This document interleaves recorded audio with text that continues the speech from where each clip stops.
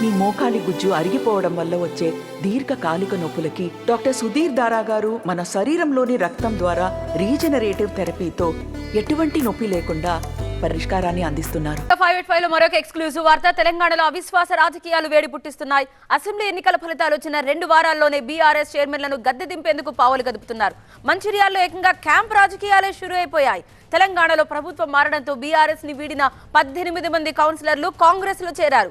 మొత్తం 27 మంది కౌన్సిలర్లు క్యాంప్ కు తరలిపోయారు.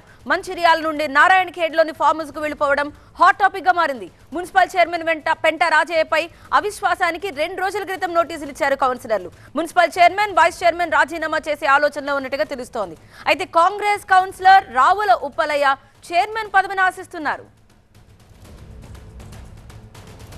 మరింత సమాచారం మా ప్రతినిధి నరేష్ లైవ్ లో అందించడానికి సిద్ధంగా ఉన్నారు. నరేష్, ప్రస్తుతం ఈ క్యాంప్ రాజకీయాలు ఎలా ఉన్నాయి? కొంతమంది చైర్మన్ పదవి ఆశిస్తున్నారు, కానీ వారికి కూడా పోటీ ఉండే ఉంటుంది. ఎలా జరుగుతోంది ఇప్పుడు?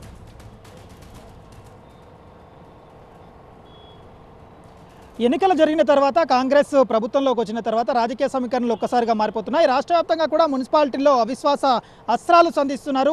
గతంలో బీఆర్ఎస్ నుండి గెలిచిన బీఫామ్తో గెలిచిన కౌన్సిలర్లంతా ప్రభుత్వంలో ఉండేందుకు, అధికారంలో ఉండేందుకు తిరిగి కాంగ్రెస్ గూటికి చేరేందుకు ఇప్పటికే సిద్ధమవుతున్న పరిస్థితి కనిపిస్తుంది. మంచిర్యాలలో ఏకంగా క్యాంప్ పాలిటిక్సే, ఫామ్ హౌస్ పాలిటిక్సే తెర మీదకి వచ్చాయి. రిటర్న్ గిఫ్ట్ పాలిటిక్స్ కూడా కొనసాగుతున్నాయి. మాజీ ఎమ్మెల్యేలకు తాజా ఎమ్మెల్యేలు రిటర్న్ గిఫ్ట్ ఇస్తున్నారు.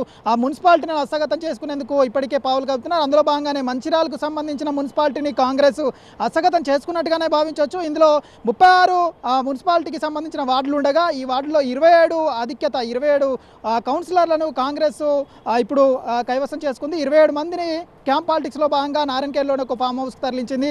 అక్కడ క్యాంప్ రాజకీయాలు కొనసాగుతున్నాయి. 2 రోజుల ముందే బీఆర్ఎస్కు సంబంధించి చైర్మన్గా కొనసాగుతున్న ఉప్పలయ్య మీద ఏదైతే పెంటరాజయ్య మీద అవిశ్వాస తీర్మానానికి రిక్వెస్ట్ చేశారు. దానికి సంబంధించిన ప్రాసెస్ కొనసాగుతుంది. ఈ టైంలోనే క్యాంపుకు తరలిన పరిస్థితి కనిపిస్తుంది. మంచిర్యాలనే కాకుండా లక్షపేటలో కూడా అదే సీన్ కనిపిస్తుంది. ఇక్కడ 15 మంది కౌన్సిలర్లు ఉండగా కాంగ్రెస్కు సంబంధించి 6 ఇప్పుడు కౌన్సిలర్లుగా కొనసాగుతున్నారు. అందులో 2 బీఆర్ఎస్ నుంచి వచ్చి చేరడంతో ఆ సంఖ్య 8కి చేరే అవకాశం ఉంది. మెజార్టీ స్థానాలు కాంగ్రెస్లోకి ఉండడంతో కాంగ్రెస్ అవిశ్వాస తీర్మానాన్ని పెట్టే అవకాశం ఉంది. ఇక్కడ కూడా చైర్మన్, వైస్ చైర్మన్గా కొనసాగుతున్న బీఆర్ఎస్కు సంబంధించిన 2 కూడా పదవిని కోల్పోయే ప్రమాదమే ఉంది. ఇక్కడ నల్మాస్ కాంతయ్య చైర్మన్గా కొనసాగుతున్నారు. పొడేటి శ్రీనివాస్ గౌడ్ వైస్ చైర్మన్ కొనసాగుతున్నారు. ఇద్దరికి కూడా పదవి గండం తప్పేలా లేదు. మరోవైపు నస్పూర్లో మంచిర్యాల నియోజకవర్గానికి సంబంధించిన 3 మున్సిపాలిటీల్లో కూడా అవిశ్వాస అస్త్రాలు కొనసాగుతున్నాయి. క్యాంప్ పాలిటిక్స్తో ఒక్కసారిగా రచ్చ అయితే తారాస్థాయికి చేరిన పరిస్థితి కనిపిస్తుంది. Right, thank you so much Naresh, details అందించినందుకు.